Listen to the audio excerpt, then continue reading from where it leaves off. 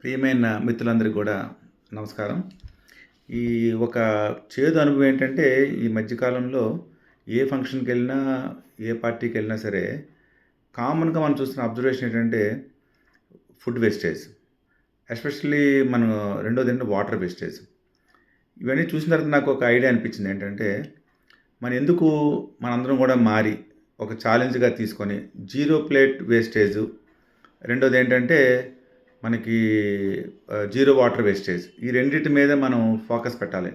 అంటే for example మనం plate మీద మనం ఏదైతే ఫుడ్ వేసుకుందాం అనుకుంటున్నామో, మనకు క్లియర్‌గా మనకు ఐడియా ఉండాలి. మనం నిజంగా ప్లేట్‌లో వేసినంత మనం తినగలుగుతున్నామా లేదా అని.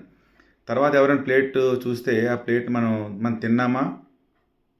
లేకపోతే నిజంగా నీట్‌గా ఉన్న ప్లేటా అని డౌట్ కూడా రావాలి. అంత క్లీన్‌గా మనం ఆహారాన్ని మనం తీసుకోగలగాలి. వేస్టేజ్ లేకుండా తీసుకోవాలి. This is zero plate wastage. రెండోది ఏంటంటే వాటర్. చాలామంది వాటర్ బాటిల్ తీసుకుంటారు, తాగుతారు, కొంత పెట్టేస్తారు.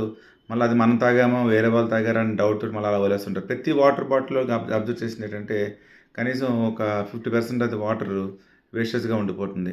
దాంతో too much of plastic bottles పెడుతున్నారు. కొంతమంది వినూత్నంగా గ్లాసు బాటిల్స్ పెట్టినా సరే, చాలామంది దాన్ని సరిగ్గా యూజ్ చేసుకోవటం లేదు. గ్లాసెస్ పెట్టినా సరే దాన్ని మరి సరిగ్గా యూజ్ చేసుకోవటం లేదు.